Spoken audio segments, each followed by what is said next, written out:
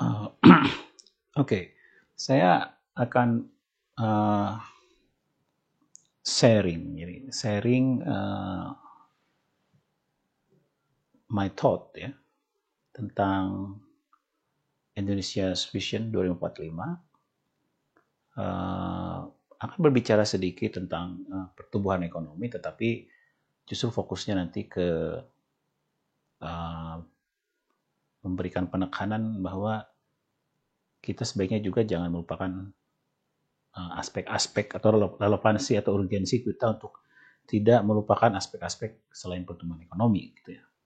Nah, cuman Indonesia 2045 itu isu yang kompleks ya, isu yang rumit dan juga komprehensif ya dari segi dimensinya, sehingga tentu tidak bisa hanya dibicarakan dalam satu atau dua podcast ya atau video gitu ya. Sehingga mudah-mudahan ini hanya salah satu dari hal-hal penting yang juga ingin saya share ya terkait dengan ini. Ini baru mungkin tahap yang pertama. Sebelum mulai ya, saya ingin memberikan thought ya atau memberikan sharing dari Antonio Gramsci, seorang sebenarnya ini seorang pemikir kiri yang kalimatnya itu menurut saya menarik untuk kita pikirkan ya. Pessimism of the intellect, optimism of the will. Ini kalau kata salah satu artikel yang menulis tentang beliau, itu describe suatu hal atau suatu koeksistensi gitu ya antara deskripsi dari realita ya, kenyataan ya, tapi di satu sisi juga ada genuine commitment untuk melakukan transformasi. Jadi message ini buat saya personal itu mengukuhkan motivasi saya ya untuk selalu berpikir kritis sebagai supposedly intelektual ya, kepada siapapun, terutama kepada pemerintah. Karena menurut saya ya kritik, terutama yang konstruktif, ya, yang walaupun sering disindir sebagai pesimisme, gitu ya, itu memang tugas intelektual. Gitu. Kalau enggak, semua optimis bisa jadi kita tidak ada dalam realita yang benar. Nah, ini juga penting dalam aspek kita melihat bagaimana kita bisa mencapai mimpi kita untuk mencapai Indonesia 2045. Kira-kira begitu pembukaannya ya. Nah, ada satu hal dari berbagai narasi tentang Indonesia 2045, termasuk yang ada di dalam rancangan dari rencana pembangunan jangka panjang Indonesia ya, yang bisa dilihat di website Bappenas misalkan ya. Itu disebutkan bahwa visi Indonesia 2045 itu adalah menjadikan Indonesia sebagai negara berdaulat, maju, yang saya istilahkan dalam bahasa Inggris advanced country, sustainable, dan Nusantara. Nah, ini saya garis bawahi.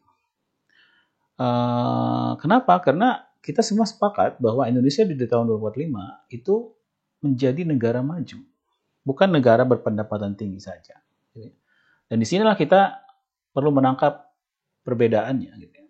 Yang jelas, menjadi high income itu hanya salah satu aja dari dari ciri ya yang membuat sebuah bangsa itu menjadi bangsa yang maju. Dan ini secara eksplisit dan saya appreciate banget itu ada di dalam dokumen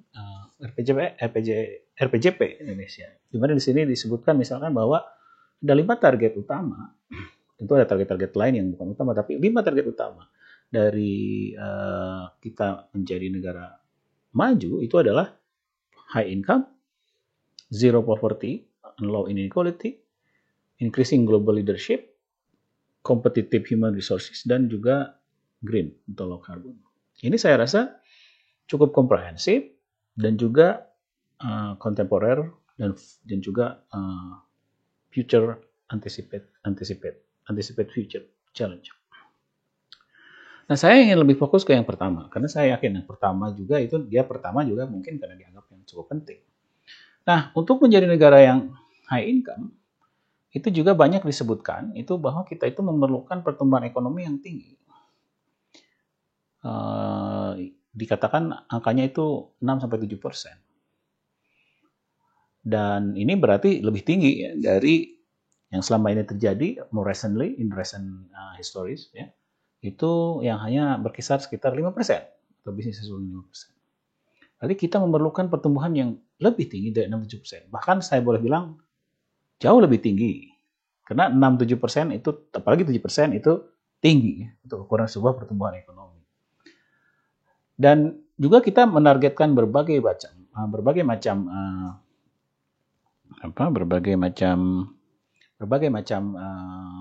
program dan sasaran. Ya, sasaran untuk 6-7% itu ada di berbagai rencana. Dengan kata lain bahwa kita menyatakan diri bahwa kita mampu. Dan itu bagus.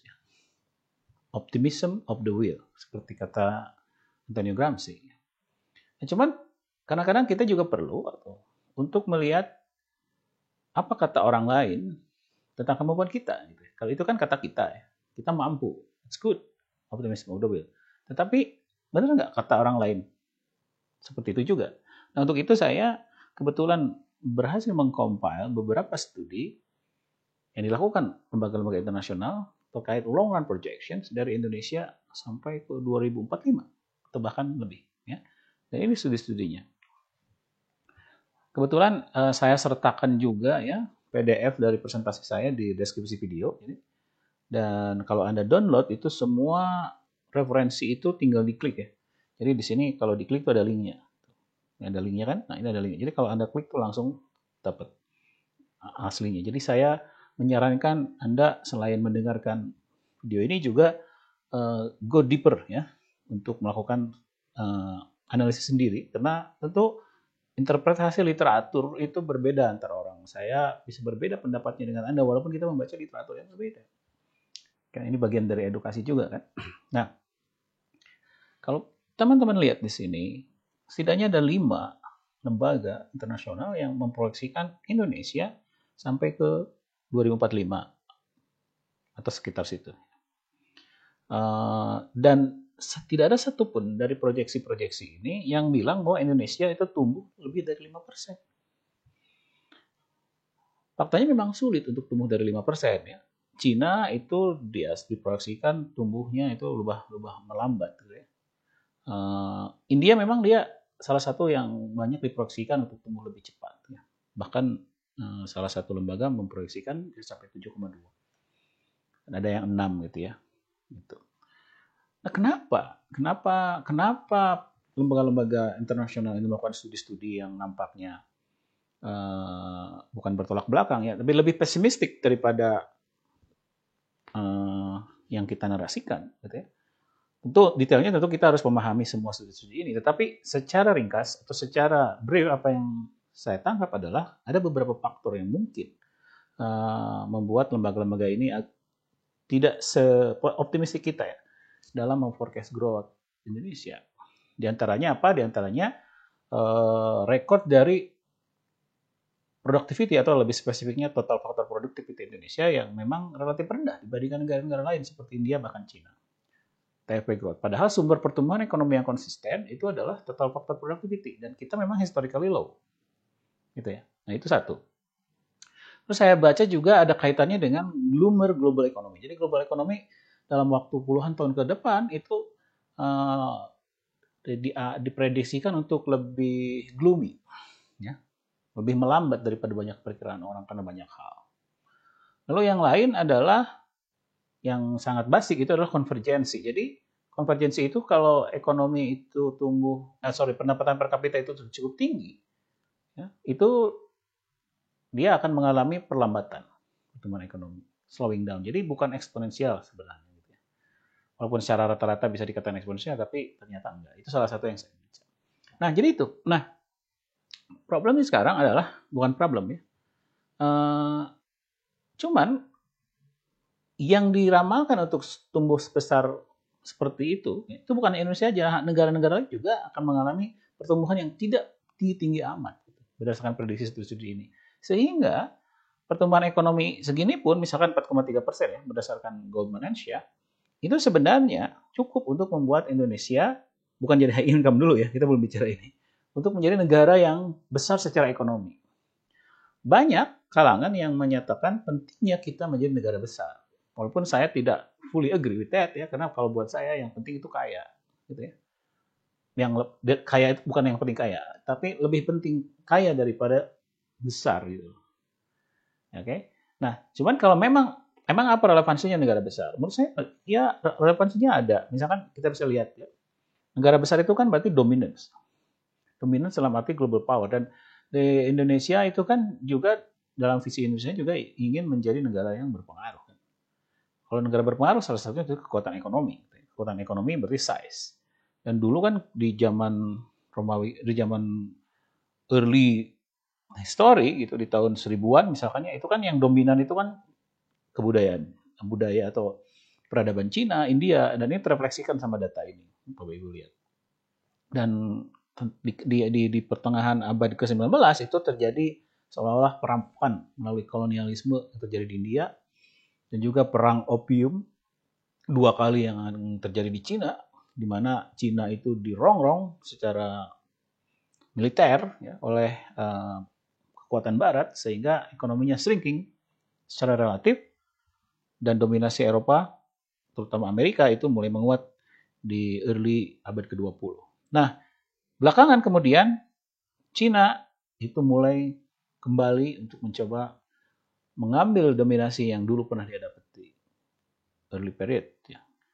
Dan di situasi sekarangnya ini. Nah, tentu kita Indonesia tidak ada di picture ini. Ya. Saat ini gitu ya. Nah, cuman dengan growth yang 4,3% pun misalkan itu ternyata memang cukup untuk membuat Indonesia menjadi negara misalkan ke-5 atau ke-4 dunia di tahun 2050. Seperti yang dilihat di data demikian. Ya. Jadi, if that really matters, maksud saya, kalau memang itu betul concern-nya, kalau ada yang concern seperti itu, kita ingin jadi negara ke-5 terbesar di dunia di tahun 2045 gitu ya. Which is saya tidak fully agree, tapi kalau memang itu concern-nya, growth yang diperlukan itu memang tidak harus 67 ternyata. Ini pesannya. Nah, lalu kita kembali ke pertanyaan, ke cita-cita kita untuk menjadi high income countries. Memang kalau menjadi high income countries, berapa sih growth yang dibutuhkan? Nah, ini membuat saya termotivasi untuk juga ngitung lagi gitu ya. Berapa sih persisnya gitu ya. Nah, ini kalau aritmetik saya benar gitu ya. Ini rumusnya sederhana sih kan sebenarnya. Jadi kalau kita lihat ini suatu negara GDP-nya itu Y itu tergantung dari income per kapita suatu negara, itu tergantung seberapa besar dia tumbuh ekonominya, grow, dan seberapa pertumbuhan ekonomi G ya, dan seberapa besar pertumbuhan produknya.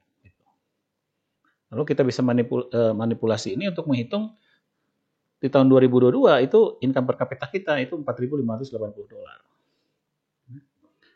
Lalu kalau saya hitung rata-ratakan itu berdasarkan populasi BPS itu pertumbuhan penduduk itu rata-rata untuk periode sekitar itu 0,07 di bawah 1%, 0,07%. Nah, lalu kalau kita asumsikan high income threshold itu adalah World Bank sekarang $12.655, dan kita tahu bahwa threshold dari high income, middle income itu secara real konstan, berarti kita bisa asumsikan konstan secara real, ya, karena kita kan bicara real dan nominal. Ya, jadi beginilah menurut saya rumus untuk menghitungnya, ya, untuk mengetahui kalau growth-nya sekian, gitu ya. Di sini kalau growth-nya sekian, kapan sih kapan ini akan tercapai? Nah, ini bisa dilihat di gambar ini hasilnya. Jadi jawabannya 5,3, 5,8 persisnya. Jadi 5,28 itu adalah pertumbuhan ekonomi terlambat yang bisa membawa kita high income sebelum minimal di 2045 gitu. Itu adalah 5,2%. Jadi nggak besar amat sebenarnya. Kalau itu memang targetnya. Cuman saya tahu bahwa targetnya juga mungkin bukan hanya ini. Ya. Targetnya ada yang bilang kita harus mencapai sebelum 2045. Atau setelah 2045 kita harus mencapai income per capita yang jauh lebih tinggi daripada 12 ribuan. Gitu ya. Which is valid-valid saja. Gitu ya. Contohnya misalkan kalau kita memang menargetkan 6, berarti target itu akan tercapai di tahun 2042. Kalau menargetkan 7, target itu akan tercapai 2039. Tapi kalau dia seperti yang diinginkan oleh Presiden Prabowo, yang baru, itu 8%, maka target akan tercapai di tahun 2037. Ya. Nah, kalaupun 4%, gitu ya, itu target itu tercapai di tahun 2004, 10 tahun terlambat. Kalau saya sih ya kenapa juga, ya kalaupun sampai terjadi separah-parahnya, ya kita akan keluar juga dari middle income trap ya. Kan menunggu 10 tahun kan tidak terlalu lama sebenarnya. Gitu ya. Ini untuk pesan saya. Jadi ya nggak ada salahnya kita juga relax aja gitu misalkan gitu ya. Jadi tidak terpuruk-puruk amat kalaupun kita 4%. Kita bisa mencapainya dengan telat 10 tahun. Oke. Nah, satu hal juga yang ingin saya sampaikan adalah selama ini kita juga grow-nya itu 5%. Dan ada yang menarik dari histori kita selama periode misalkan 2015-2019. Itu pertumbuhan ekonomi kita memang 5% itu tidak tumbuh secepat tahun 90-an sampai 7% gitu, atau bahkan di zaman era SBY yang 6%. Gitu. Tetapi yang ingin saya tekankan di sini adalah kita itu tidak bisa hanya melihat sebuah pertumbuhan ekonomi hanya dengan angka pertumbuhan ekonominya saja. Karena pertumbuhan ekonomi juga ada yang disebut dengan kualitasnya, quality of the growth. Dan quality of the growth yang paling menurut saya perlu untuk kita jaga itu adalah seberapa besar growth itu inklusif. Ya. Jadi growth itu bisa inklusif, bisa eksklusif, gitu ya, atau bahkan juga bisa immiserizing atau menyengsarakan. Jadi there are so many phases of economic growth. Nah, yang ingin saya sampaikan di sini adalah selama periode 2015 sampai 2019 itu growth kita memang hanya 5,1%, tetapi cukup inklusif. Ya. Data-data ini menyatakan misalkan kita lihat ya. Pertama, ciri dari sebuah pertumbuhan ekonomi inklusif itu dia harus positif, consistently. Dan memang selama periode ini positif growth kita cukup decent ya, relatif terhadap negara-negara peer kita. 5% itu konsisten. Jadi itu ciri-ciri inklusif dia harus positif dulu. Gitu. Kalau negatif ya mau gimana inklusif gitu ya. Dan ini pun sudah berhasil mengangkat kita graduated menjadi upper middle income kan di tahun 2019 sebelum COVID hit ya. Gitu. Dan yang menarik adalah salah satu yang menjadi ciri inklusivitas dari pertumbuhan ekonomi ini itu adalah real wage yang naik 5,5% per tahun lebih tinggi daripada GDP per kapita kita yang 3,9% per tahun. Kalau real wage lebih tinggi daripada per kapita, artinya secara kita tahu bahwa faktor produksi dalam perekonomian itu bisa dikategorikan menjadi dua jenis kan, yang labor non labor. Labor itu tenaga kerja, non labor itu umumnya banyaknya kapitalis. Ya, kapital yang punya kapital atau profit. Nah, kalau labor yang naik lebih tinggi dari rata-rata, berarti labor meningkat jauh lebih tinggi daripada kapital. Berarti ekonomi lebih progresif. Dan ini biasanya diikuti dengan real labor share dari GDP yang meningkat. Gitu. Jadi peran labor lebih meningkat dibandingkan peran kapitalis. Gitu. Dan berarti dinamika dari factorial distribution of income-nya itu akan cenderung untuk mengurangi ketimpangan. Dan itu memang yang terjadi. Kalau teman-teman lihat, selama periode terjadi itu gini kita ya berkurang 1,6% per tahun. Dan ini cukup lumayan. Karena gini itu angkanya agak susah untuk bergerak. Gitu. Dan tentu juga diikuti oleh poverty yang juga menurun. Teman-teman bisa lihat. Jadi pertumbuhan walaupun tentu setelah COVID itu agak turning upside down ya. COVID itu merusak tren-tren tadi. Cuman message-nya bahwa growth itu jangan hanya dilihat dari besarnya atau tingginya 5, 6, 7, 8, tapi juga harus dilihat dari kualitasnya. Dan ini contoh growth yang 5,1% yang buat sebagian besar orang mungkin tidak tinggi-tinggi amat, tetapi kualitasnya baik. Gitu loh. Ini message saya. Gitu. Ya. Lalu bagaimana dengan keinginan kita untuk grow lebih tinggi atau lebih cepat dari 5%? Oke? Do we really need it? Perlu nggak sih? Ya oke, perlu. Saya sepakat. Perlu. Bukan berarti saya tidak, jangan. Enggak, itu perlu. Kenapa perlu ya? Karena yang namanya ada faster, income per capita dulu ya lebih besar. Itu juga kita perlu move beyond high income threshold secepat mungkin. Supaya jangan tiba-tiba masuk high income, kalau growth-nya terlalu pelan, terpuruk lagi kalau ke middle income, masuk trap lagi kan, berarti harus lebih cepat lebih baik. Itu satu. Poin yang lain itu adalah banyak yang bilang bahwa kita itu harus kaya sebelum tua. Nah, tuanya kapan? Nah, ada yang bilang bahwa tuanya itu titik atau waktu timing thresholdnya itu adalah ketika dependensi rasio kita paling rendah, itu disitulah kita harus sudah mulai kaya.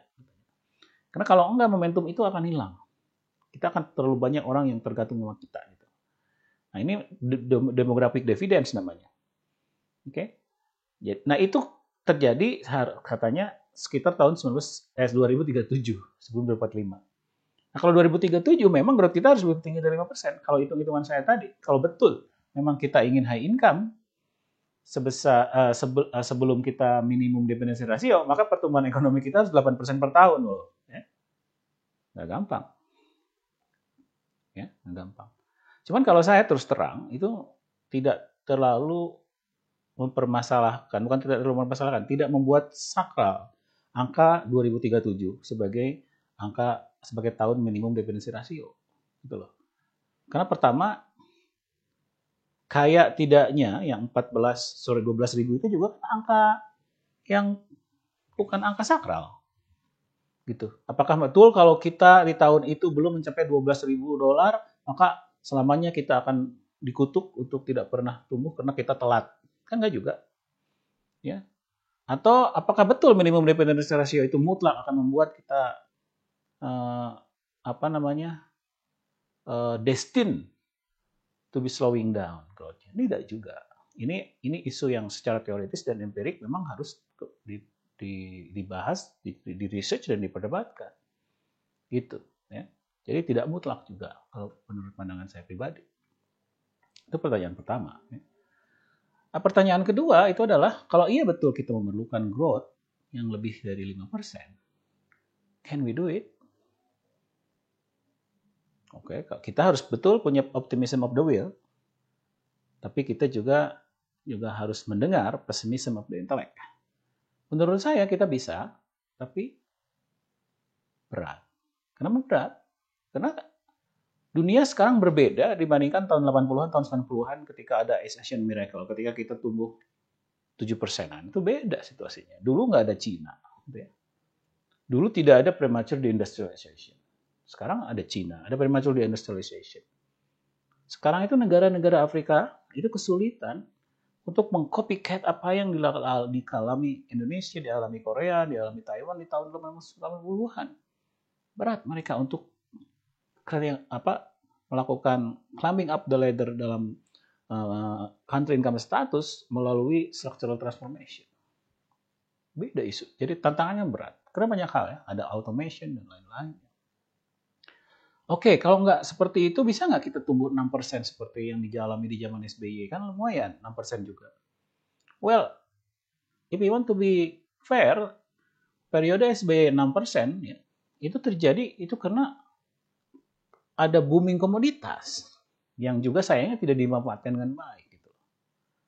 Nah, seperti layaknya daerah-daerah yang ekonominya tumbuh karena komoditas, mereka tuh pertumbuhannya fragile dan cenderung enclave. Enclave tuh hanya termanfaatkan oleh kelompok-kelompok kecil tertentu. Jadi tidak inklusif. 6% itu tidak inklusif. Periode itu 2000 sampai 2011, ya, ketika economic growth kita tumbuh 6% yang didriven oleh commodity boom, itu adalah periode, bahkan bukan hanya sepanjang sejarah Indonesia ya, catatan saya, dibandingkan negara-negara lain di seluruh dunia ini adalah periode kenaikan ketimpangan highest ever recorded. Sekitar 30% meningkat selama periode itu. Bukan inklusif pada waktu itu, ketimpangan meningkat besar. Jadi tinggi 6% bisa, tapi tidak inklusif. Itukah yang kita inginkan untuk menjadi negara maju? I don't think so. Dan juga ke depan itu ada juga tantangan yang sifatnya planetary. Ekonomi dunia itu menghadapi tantangan climate constraint, ada climate change, ada global warming. Tantangan ini tidak berupa fisik saja, ya. Fisik juga iya, karena kita menjadi semakin prone terhadap kekeringan, seperti yang kita alami baru-baru ini kan, El Nino dan lain-lain, makin sering. Di Bandung kemarin belum pernah seumur-umur ada yang namanya angin topan. Itu adalah ancaman-ancaman fisik yang mengancam perekonomian kita dan mengancam potensi pertumbuhan ekonomi kita juga ke depan. Tapi itu hanya satu. Hal lain apa? Dunia di luar kita, selain Indonesia, itu melakukan transitioning untuk menghadapi climate change. Mereka tidak mau lagi misalkan beli palm oil kita.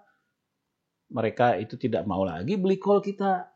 Ini adalah transition cost. Inilah transition dari negara-negara lain di luar kita yang pada akhirnya akan efek kita juga dan mengkonstrain pertumbuhan ekonomi kita. Itu tantangan yang juga harus kita hadapi loh.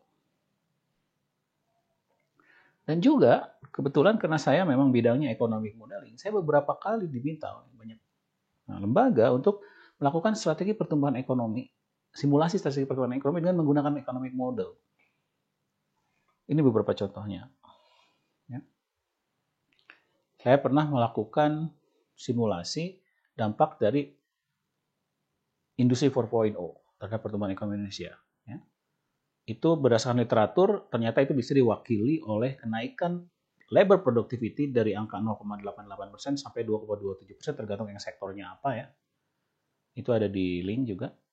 Dan ini cukup signifikan dari segi productivity loh. Produktivitas Indonesia itu rendah dan 1% itu udah bagus gitu.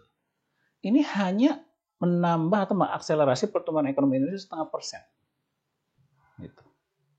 Jadi memang berat. Lalu kemudian baru-baru ini saya baru membantu Bank Indonesia Regional Aceh untuk memikirkan atau mensimulasikan skenario pertumbuhan ekonomi alternatif supaya mereka bisa grow lebih tinggi dari 4%. 4% kan mereka selama ini dan ingin grow lebih tinggi. Berhasil saya melakukan simulasi yang menambah pertumbuhan ekonomi Aceh menjadi 5,1%, additional growth 1.1%. Tetapi di model itu hanya bisa dilakukan dengan cara yang sangat-sangat transformatif. Ya, kita melakukan simulasi yang saya sebut sebagai transformasi pertanian dan hilirisasi strategis, di mana kita menambah agriculture productivity itu sampai 1% per tahun, lalu extra investment di food processing 10% per tahun loh. Lalu kita melakukan additional 2 kali lipat dari baseline dari labor productivity, 3% untuk mensupport sektor tersier mereka. Baru itu bisa untuk mencapai pertumbuhan ekonomi 1% lebih tinggi daripada baseline.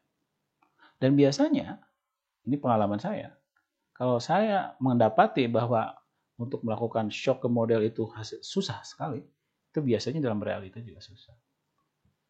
Gitu. Nah, jadi langsung kita kembali ke poin permasalahan. Oke, kalau memang itu susah, pertanyaannya, is it that urgent and should we try hardest? Jawaban saya, yes, of course. Kita harus try hardest. But, jangan sampai gagal fokus. Galvok. Kenapa? Karena growth itu has many phases. Be careful with what you wish for. Jadi, beyond 5% growth should always be pushed oleh kita. But, harus dijaga.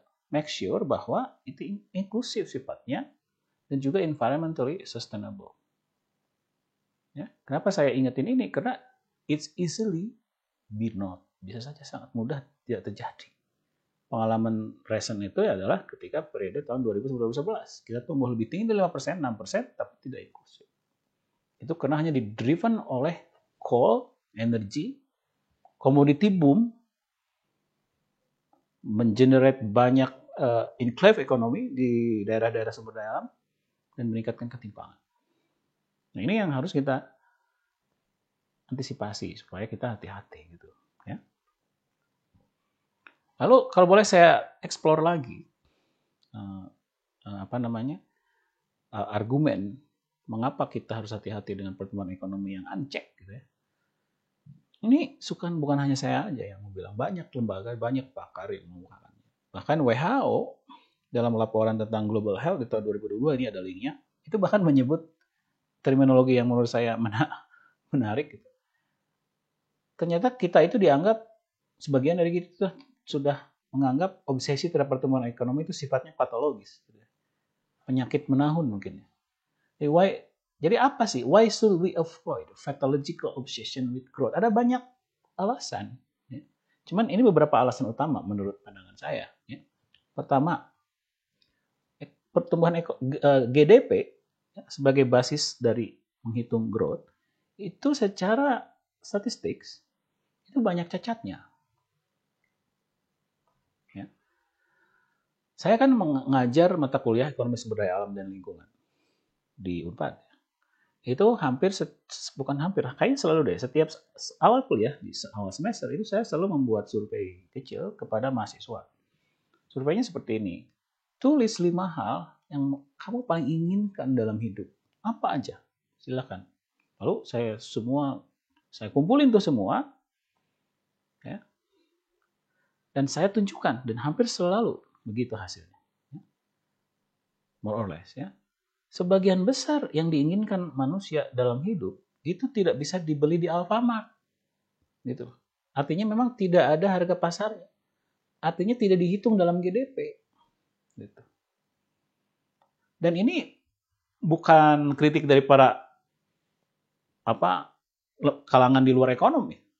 Bahkan Bapak Ilmu Ekonomi Modern Indonesia, Bapak Ilmu Ekonomi Modern kita, Samuel Sen, banyak disebut bapaknya ilmu ekonomi modern, itu juga pernah membuat joke yang kalau saya buat versi saya seperti ini. Apa yang akan terjadi kalau semua dosen di Indonesia, ini mohon maaf ya, mengawini asisten rumah tangganya? Saya bilang jawabannya, Indonesia detik itu juga akan mengalami resesi. Kenapa? Sederhana. Karena kalau asisten pembantu rumah tangga bekerja, mengepel, mencuci piring, dan lain-lain, menjaga anak, itu ketika disurvei oleh BPS, maka aktivitasnya dibayar, aktivitas itu menjadi GDP. Karena bernilai kan. Ya. Tapi kalau dia dikawini, mohon maaf, ketika ditanya oleh BPS, kamu bekerja nggak? Mengepel, bekerja. Mencuci piring, bekerja. Menjaga anak, bekerja 24 jam. Oke, masuk GDP nggak? Enggak.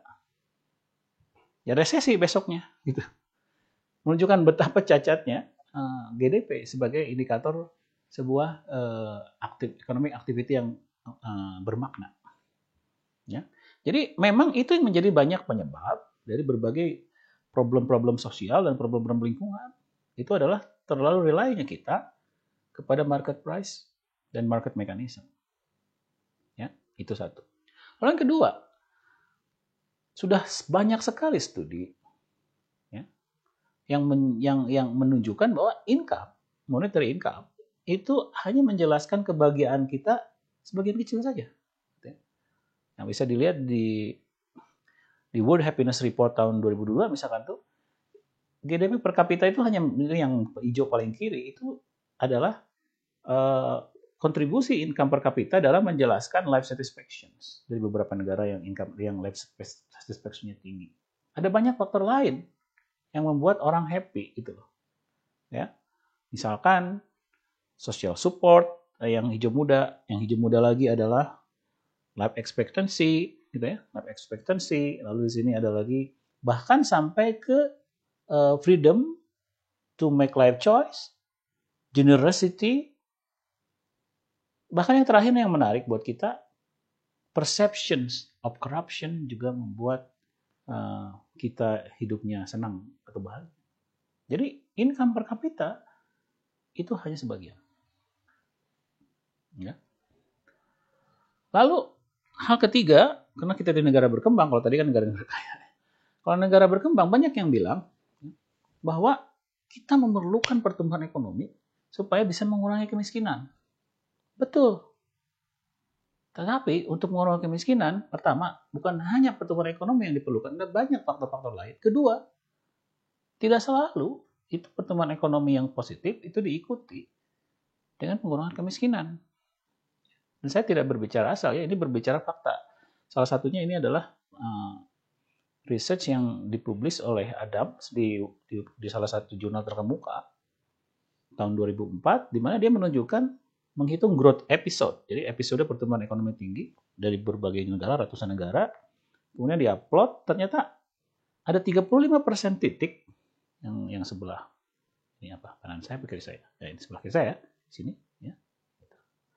Itu ada 35%, 41 titik, di mana growth itu positif, ya, tetapi property increasing, gitu.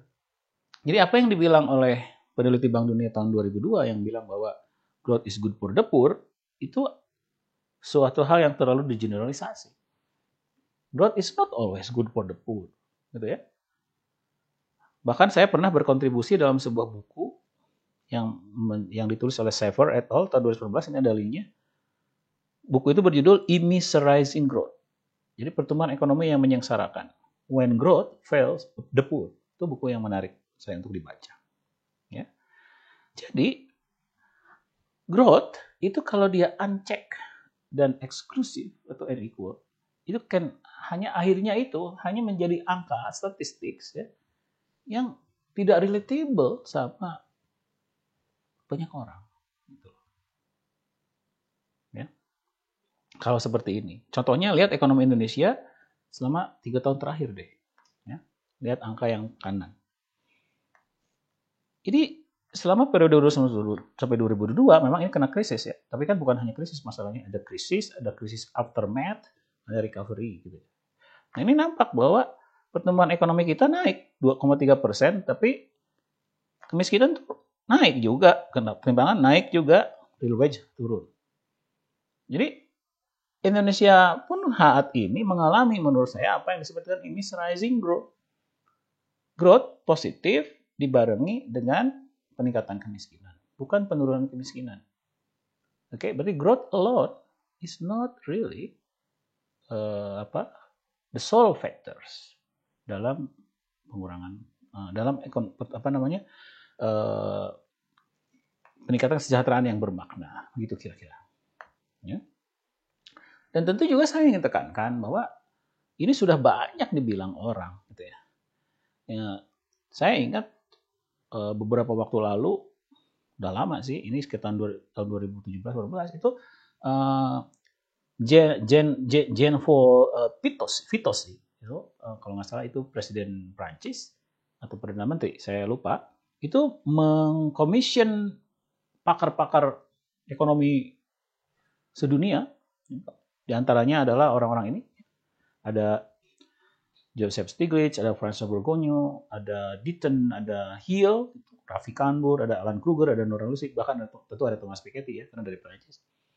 Itu membuat laporan untuk mengakses seberapa parah GDP dalam itu juga pertumbuhan ekonomi terkait itu seberapa parah GDP itu mengabaikan faktor-faktor yang penting dalam kesejahteraan. Dan dia membuat report, ini ada linknya, Beyond GDP. Ya. Measuring what counts for economic and social performance, juga memberikan usulan konkret terkait apa yang harus dilakukan di dalam buku keduanya itu For Good Measures. Jadi Advancing Research on Well-being Metrics Beyond GDP. Gitu ya. Ya. Jadi bukan saya saja yang concern, ini concern dia sebenarnya. Ya. Apalagi ini banyak dikemukakan oleh para ekonom-ekonom progresif seperti tadi. Ya, jadi dan juga lembaga-lembaga lain juga. Jadi selain WHO yang tadi saya menyebut bahwa obsesi terhadap pertumbuhan ekonomi kita itu sudah sifatnya patologis gitu ya. Itu Sekretaris Jenderal PBB baru-baru ini bahkan di tahun 2022 membuat statement yang menurut saya sangat keras ya. Yang bisa Anda lihat di sini. Jadi terkait terutama GDP yang membawa kerusakan lingkungan. With our bottomless appetite for unchecked and unequal economic growth, humanity has become a weapon of mass extinction. Jadi ultimately katanya, we are committing suicide by proxy. Ini saking kerasnya statement ini, menunjukkan bagaimana growth itu kalau kita terlalu terobsesi, bukan akan meningkatkan kesejahteraan, tapi menciptakan kesengsaraan, gitu. Ya. Nah ini sih usulan yang dilakukan oleh tim yang dibentuk oleh Perdana Menteri Prancis yang sudah diadopsi di OECD tentang bagaimana baiknya kita melihat atau memonitor perkembangan kesejahteraan yang tidak melulu hanya berbasis growth, dan itu harus cukup komprehensif. Ya, pertama, gitu ya, kita harus mengkaji, bukan memonitor baik aspek current well-being atau future well-being. Gitu. Jadi udah keadilan antar generasi juga harus diperhatikan dalam new indikator ini. Dimensinya juga ya, dimensinya itu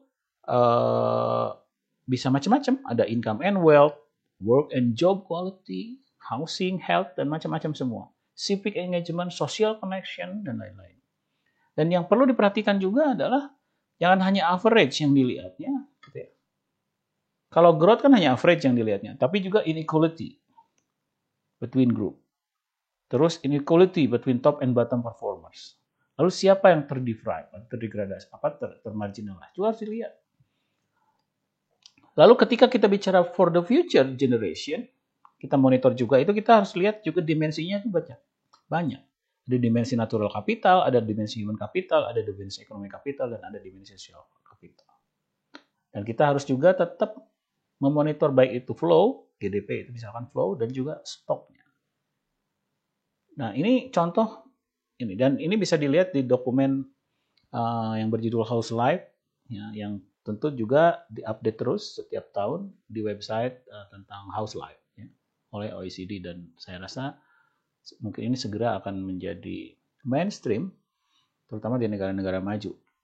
Mungkin belum kita, tapi kan kita ingin jadi negara maju.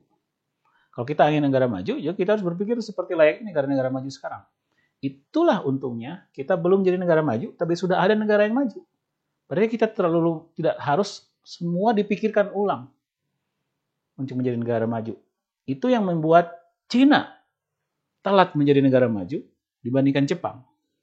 Cina itu tertutup baik secara dulu ketika setelah perang Opium War itu ya.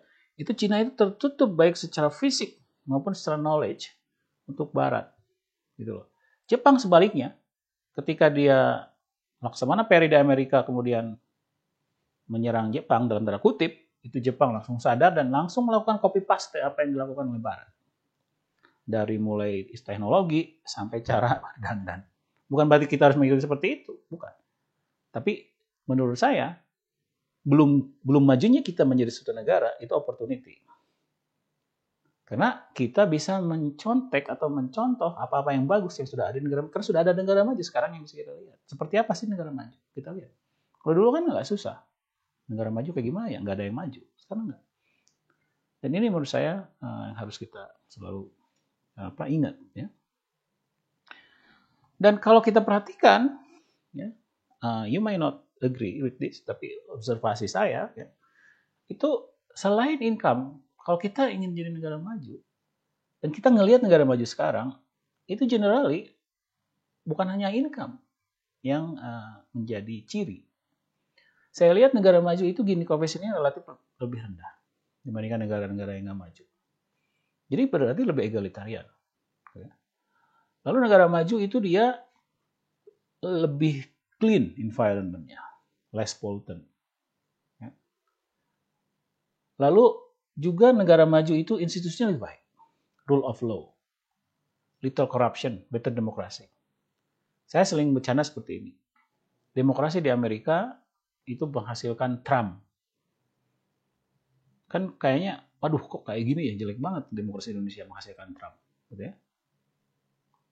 Tetapi, karena mereka demokrasinya sudah dewasa, dan juga ada hal lain selain demokrasi, yaitu rule of law yang baik. Gitu ya.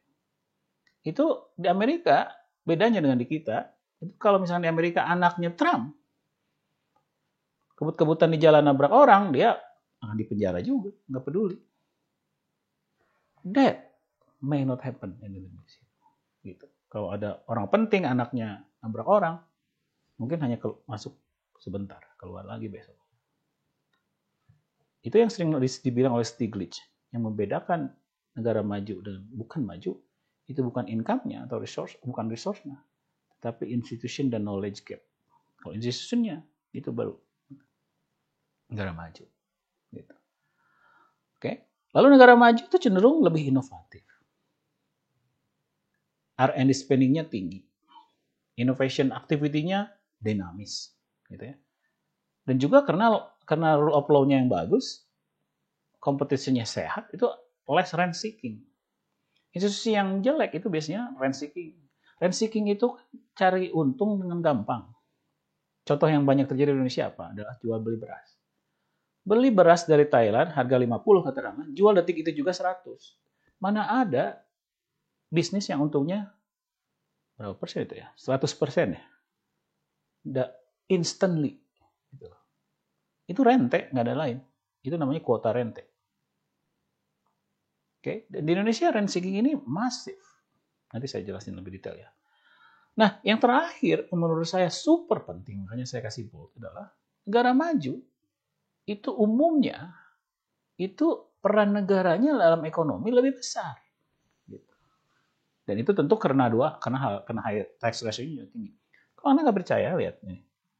Kebetulan saya mengkompil data baru dari IMF tahun 2022. Walaupun tentu ini bukan hanya saya yang menggambar seperti ini, cuman ini data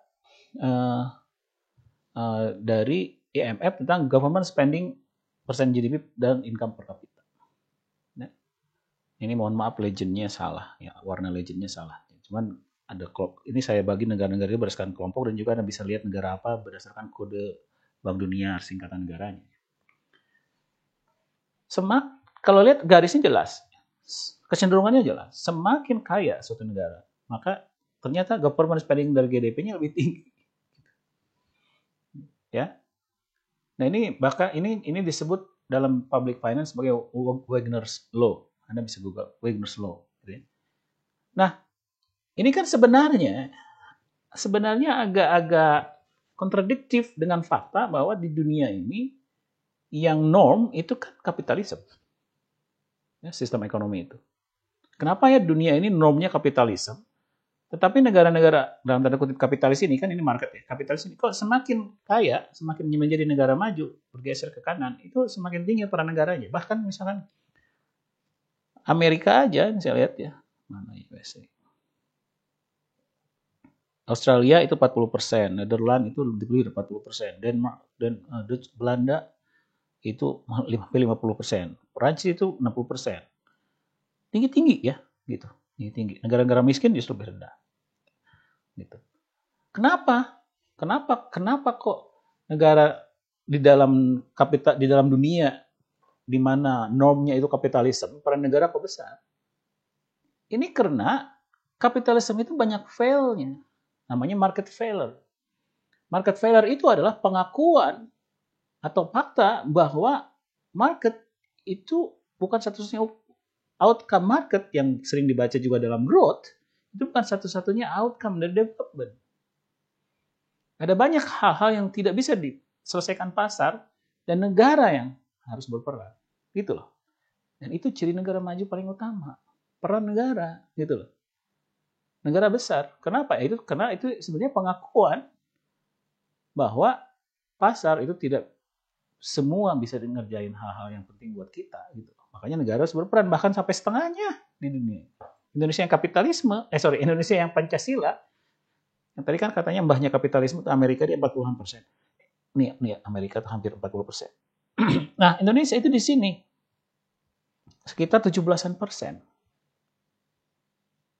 Dan yang menurut saya agak mengkhawatirkan adalah Indonesia jauh dari average trend-nya gitu.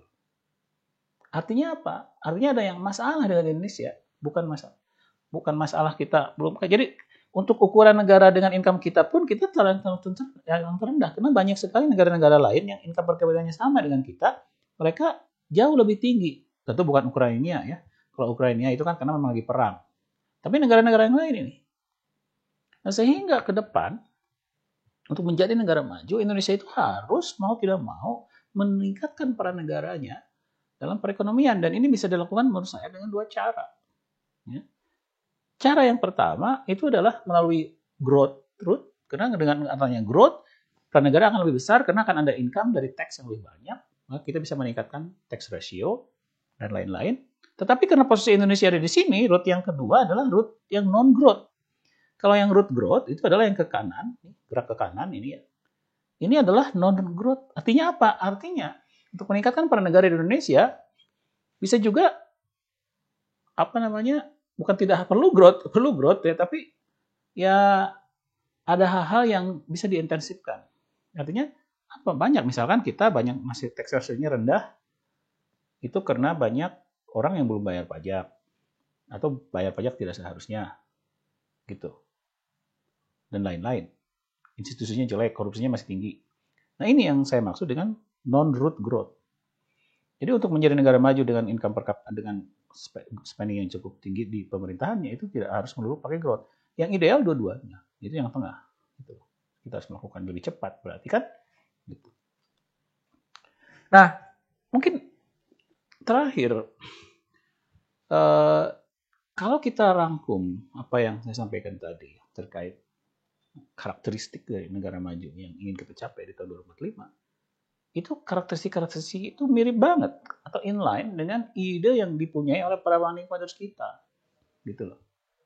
Cobalah lihat, founding fathers kita kan ingin Indonesia yang apa? 5 karakter: merdeka, bersatu, berdaulat, adil, dan makmur, ya kan?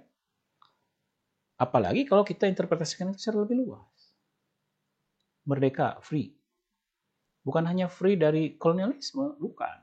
Free itu termasuk punya intellectual freedom, freedom to speak, freedom to express opinion, gitu ya. Individual liberty, dan ini ciri-ciri dari good institutions. Merdeka. Bersatu. Bersatu bukan berarti hanya kita itu negara kesatuan. I don't think so. Ini lebih luas. Bersatu itu kita sebagai manusia Indonesia itu socially cohesive. Socially cohesive itu kan berarti tidak saling mencurigai, tidak saling memusuhi, gitu ya. Dan itu kan harus difasilitasi oleh society yang relatif egalitarian, equal. Baru kita bisa menghindari dari social non-cohesiveness. Oke. Yang ketiga, bersatu. Berdaulat. Sovereign, itu sebagai country. Tapi sebagai country bukan hanya sovereign, tapi juga strong. Global player, global partner. Ya. Lalu adil, tentu adil jelas lah. Baik secara hukum, secara ekonomi, justice, just, equal. Tentu yang terakhir baru makmur, high income. Semuanya. Gitu. Jadi konsisten negara maju itu dengan apa yang ingin diceritakan oleh para founding fathers kita. Nah, ini barangkali yang ingin saya sampaikan. Cuman sebelum itu, izinkan saya juga membuat outline dari hal-hal lain yang penting yang masih belum dibahas di dalam video ini, yang menurut saya harus dibahas segera. Dan mudah-mudahan saya punya waktu untuk membahasnya ini di video-video berikutnya. Kenapa yang sampaikan baru surface-nya ya? Apa agenda-agenda yang harus kita bahas ke depan agar kita lebih konkret membuat roadmap Indonesia 2045? Selain kehati-hatian kita untuk tidak terlalu terobsesi dengan pathological obsession growth ya, tadi. Pertama, knowledge gap. Sumber dari pertumbuhan ekonomi yang konsisten itu adalah innovation. Dan kita ada knowledge gap. Ya. Kita masih tergagap-gagap melakukan technological acquisition. Research ecosystem kita masih perlu banyak dibenahi. Ini hal yang harus segera kita selesaikan. Yang kedua, human resources gap. Orang Indonesia itu, anak-anak Indonesia katanya sudah berhasil schooling, tapi belum berhasil learning. Jadi ada learning gap. Yang ketiga, ini sektor saya, higher education gap. Okay. Indonesia sudah mulai cukup berhasil melakukan higher education expansion. Tetapi belum berhasil mentranslate itu ke dalam productivity. Gitu. Bahkan malah sebagian literatur bilang higher education kita malah berkontribusi terhadap inequality. Ya. 87% studi saya, nanti bisa di-share. Salah satu studi saya bilang 87% lulusan perguruan tinggi itu bekerja di sektor jasa, Dan masih banyak yang bekerja di sektor-sektor yang income-nya itu rendah, di sektor-sektor jasa itu. Yang keempat, institution gap ini yang paling penting menurut saya. Juga terkait dengan demokrasi kita yang berdasarkan literatur political science, itu mengalami degradasi. Ya.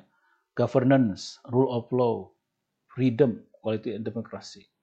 Ini penting. Ini menurut saya juga mungkin perlu banyak video untuk membahasnya. Tapi yang jelas, institusi itu salah satu yang disebut sebagai the deep determinant of economic growth. Sederhana lah kalau menurut saya. Kalau kita paham bahwa growth itu hanya bisa didorong oleh inovasi, ya, dan inovasi itu bersaing dengan rent seeking, maka inovasi itu pasti selalu kalah. Gitu. Maka ekonomi kita akan selalu menjadi rent seeking.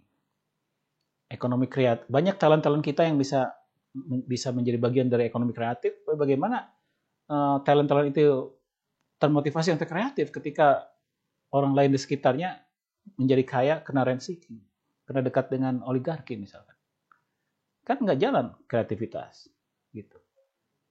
Oke. Dan saya lihat pemerintah terutama Bapak Penas itu sudah banyak membuat sebuah konsep-konsep perencanaan yang bagus dan matang. Bagus sekali. Cuman saya tahu persis kematangan kepanangan rencana ini ketika diimplementasikan akan berat kalau misalkan institusi kita nggak benar. Nah ini contoh hal lain yang menurut saya perlu kita bahas segera. Dan tentu bukan hanya itu, ada yang lain lagi. Tapi mudah-mudahan saya dikasih waktu untuk membahas hal ini juga, ya, sehingga membuat kita lebih lengkap dalam membahas bagaimana kita harus membangun untuk mencapai cita-cita para pendiri bangsa, mencapai Indonesia 2045, 100 tahun kemerdekaan menjadi negara yang maju. Ya. Demikian, terima kasih.